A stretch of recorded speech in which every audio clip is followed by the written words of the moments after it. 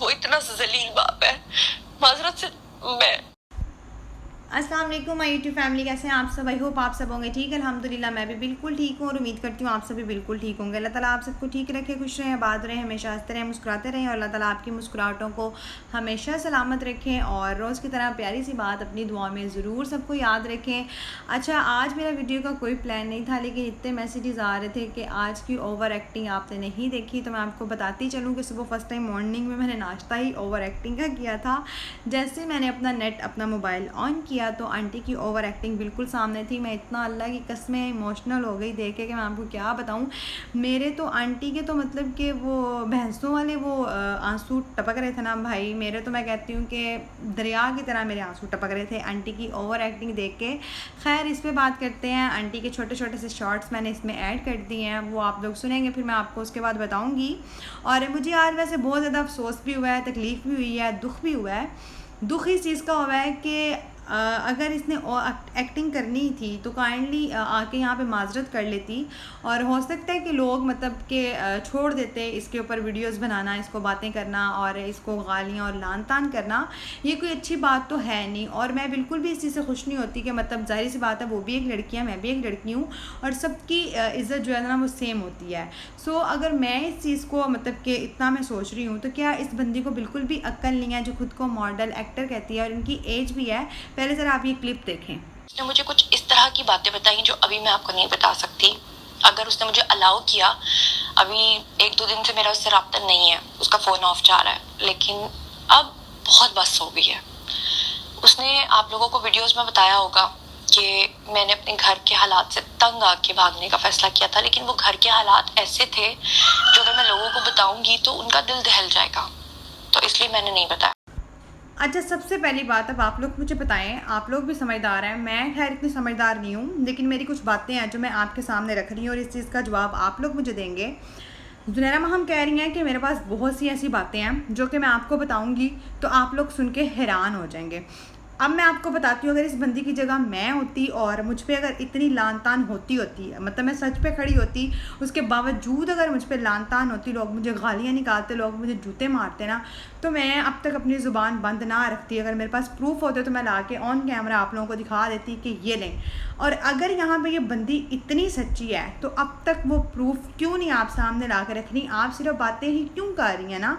मतलब बातों से तो कुछ भी नहीं बनेगा, लोग आपको इतना जलील कर रहे हैं।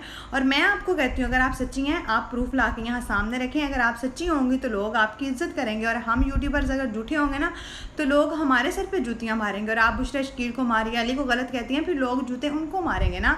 जैसा कि आपने कहा है कि आप ये दुआ करें हक में हक और सच का फैसला हो, तो बिल्कुल हम लोग भी यही दुआ कर रहे हैं कि जो भी फैसला होगा इंशाल्लाह हक का और सच का होगा। अल्लाह ताला की ज़ात साथ देगी ना। मतलब कि हम लोग तो कुछ नहीं कर सकते, अगर वो अल्लाह ना चाहे तो हमारा यकीन तो हमारा ईमान तो अल्लाह ताला की ज़ात पे पुख्ता होना चाहिए ना। और जब इंसान का ईमान पुख्ता हो और अल्लाह की ज़ात पे यकीन हो तो फिर डेफिनेटली फ़ैसला हक और सच पे होता है ना। और आप बहुत सी बातें कर रही हैं कि दुआ पे बहुत ज़्यादा जुल्म हुआ है, मतलब ये वो कौन सा जुल्म हुआ है ना दुआ पे, आप वो जुल्म भी दिखाएं ना, दुआ खुद बताए कौन से जुल्म हुए हैं, ताकि लोगों की आंखें खुले, लोगों को पता चले ना लोग आपको क्यों गलत कह रहे हैं। अगर आपके पास इतने प्रूफ हैं, इतने सबूत हैं और आप इतना ज़्यादा आज रोई हैं, आपने इतनी ओवर एक्टिंग की है, किस लिए की है ना। यकीन करें, अगर मैं आपकी जगह पे होती ना और लोग इस तरह से मुझे लान तान कर रहे होते तो मैं अब तक अपनी मतलब ज़ुबान बंद ना रखती। मेरे पास प्रूफ होते, मैं यहाँ पे ऑन कैमरा आके दिखाती, लो भाई ये देखो तुम लोग मुझे गालियाँ निकाल रहे हो, हालांकि मैं तो सच का साथ दे रही हूँ। तो फिर आप ये सब क्यों सुन रही हैं सच्चे होने के बावजूद। ये है कि वो दोनों क्या सोच रहे हैं, क्योंकि ज़हीर को कुछ दिन के लिए रहना पड़ेगा अलग और दुआ को रहना पड़ेगा शेल्टर होम में। मुझे डर ये है कि वो लड़की कुछ कर ना लगे, क्योंकि एक तो वो जिद्दी भी है, जज्बाती भी है, और जिस तरह वो मुझे कही थी ना कि सुनहरा मैंने तो पक्का वादा किया अल्लाह से मैं अपने शौहर के बगैर नहीं रहूंगी। अब आप लोग गौर करें कि जुनैरा हम जो है वो खुद कह रही हैं कि दुआ जो है वो ज़िद्दी है और जज्बाती है। और जब आप लोग ये बात जानते हैं कि दुआ जज्बाती भी है, दुआ ज़िद्दी भी है, और लेकिन आप लोग ये चीज़ क्यों नहीं एक्सेप्ट कर रहे कि दुआ ने जज्बात में आके ये सारा कुछ किया है। और जब बच्चे कोई गलती करते हैं तो क्या पेरेंट्स मतलब उनको छोड़ देते हैं, उनकी गलती को सुधारने की कोशिश नहीं करते। और जब आप ये सब कुछ जानती हैं उसके बावजूद आप गलत चीज़ को डिफेंड कर रही हैं, आप मज़ीद उसको जो है ना मतलब कि आप ये कह रही हैं कि बड़ा नेकी का काम किया है और आप ये कह रही हैं ये कोई लैला मजनू की हीर रांझे की स्टोरी है, तो ऐसा मेरी बहन बिल्कुल भी नहीं है।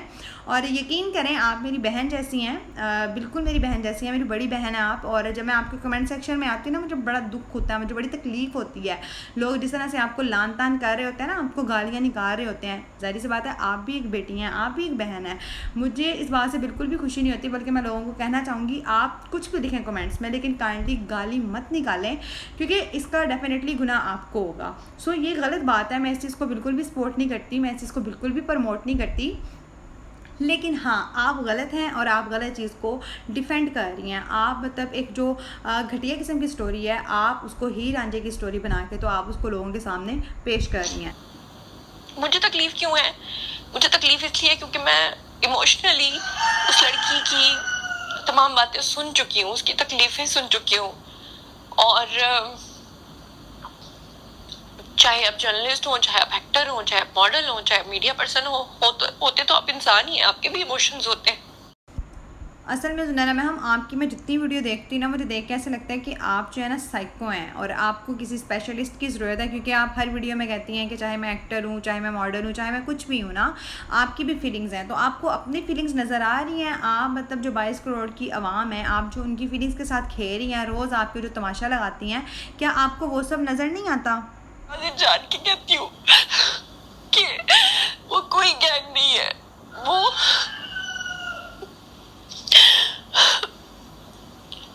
जहाँ अपने दोस्तों ने छोड़ा, वहाँ उन लोगों का शुक्रिया जिन्होंने मेरा साथ दिया और जो इस सच्चाई को मान रहे हैं।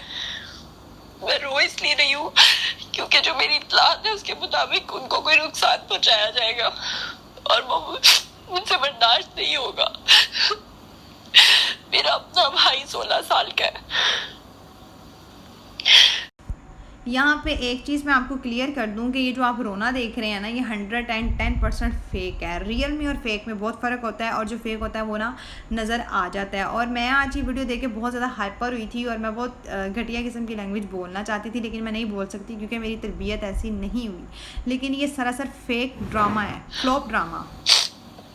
क्योंकि वो इतना जलील बाप है, माजरत से मैं ये अल्फाज कहने पे मजबूर हुई हूँ, क्योंकि बहुत सारी चीजें ऐसी होती है जो स्क्रीन पे नहीं शेयर की जा सकती। वो इतना घटिया आदमी है जो ये कहता है कि मेरी बेटी मर जाए, उसको अब अपनी बेटी नहीं चाहिए, उसको इस केस को लंबा करना है, उसको ज़हीर को जलील करना है, उसको इनके पैसे खत्म करने हैं, उसको इनको जान से मारना है। जैसे एक होती है ना जिद के मैं इसको तड़पा तड़पा के मारूंगा, ये वो वाली जिद चल रही है अब।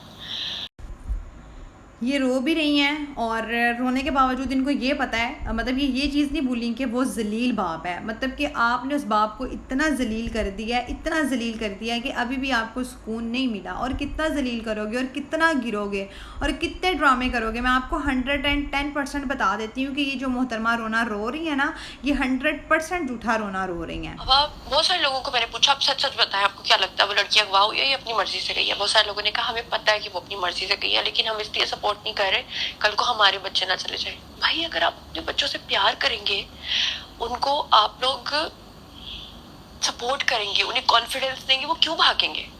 अगर आप उन पर अब आप लोग खुद सोचें कि सुनैरा माम क्या कह रही है कि मैंने बहुत सी माओं से, बहुत से पेरेंट्स से पूछा है, उन्होंने यही कहा है कि हम लोग जानते हैं दुआ अपनी मर्ज़ी से घर से गई है, लेकिन हम लोग इसलिए इस चीज़ को सपोर्ट नहीं कर रहे कि कल को हमारी भी बच्चियाँ हैं, हमारे भी बच्चे हैं, वो भी इसी तरह के कदम उठाएंगे। मतलब आप लोगों को सुन भी रही हैं, लोगों से पूछ भी रही हैं, उसके बावजूद आप इन लोगों को डिफेंड कर रही हैं, इन लोगों को आप हीर रांझा बना के पेश कर रही हैं। तो मोहतरमा मैं आपको बताना चाहती हूँ, और बीबी वो दौर गए जब हीर रांझा की लव स्टोरियाँ हम भी देखते थे, हम भी सुनते थे। आजकल कोई प्यार, कोई मोहब्बत, कोई इश्क नहीं होते। आप किस इश्क को रो रही हैं? आप कौन से इश्क का रोना रो रही हैं? बहुत से इश्क देखे हैं मेरी बहन, ये इश्क विश्क नहीं है। अगर इतना इश्क था ना तो मतलब कि भाई सीधी तरह से निकाह करता, पेरेंट्स को लेता, पेरेंट्स को अपने एतमाद में लेता, फिर निकाह करता ना। इतनी छोरी छुपे करने की क्या ज़रूरत पड़ी थी? मतलब कि अगर ये इतना ही सच्चा था, इतना ही इसका प्यार सच्चा था, तो मतलब कुछ भी करते, पेरेंट्स को एग्री करते भाई। और अगर इतने सच्चा प्यार था ना, पेरेंट्स ना एग्री होते तो ना इस तरह की हरकत करते ना। प्यार करने का मतलब यही है, प्यार को पाना ही प्यार नहीं है। नहीं, प्यार के बगैर रहना प्यार है। तो फिर आप कौन से प्यार को कह रही हैं कि ये इश्क रांझा की स्टोरी है? शर्म करें। आप जो इश्क इश्क कर रही हैं ना, आप हमारी आने वाली जनरेशन को, हमारी माओ बहनों बच्चियों को बहुत गलत मैसेज कर रही हैं, बहुत गलत मैसेज दे रही हैं, आप उनको गलत साइड पे लेके जाने की कोशिश कर रही हैं। तो शर्म करें, अभी भी टाइम है, माफ़ी मांग लें सबसे। ये जो आप फेक रोना रो रही हैं ना, कल को आपको रियल में रोना पड़ेगा। सॉरी, मैं अगर किसी को मेरी बात बुरी लगे, लेकिन आज मैं बहुत ज़्यादा हाइपर थी, सो इसलिए मैंने ऐसी बातें की हैं। ये थी मेरी आज की वीडियो, मिलती हूँ नेक्स्ट वीडियो में। अल्लाह हाफिज़।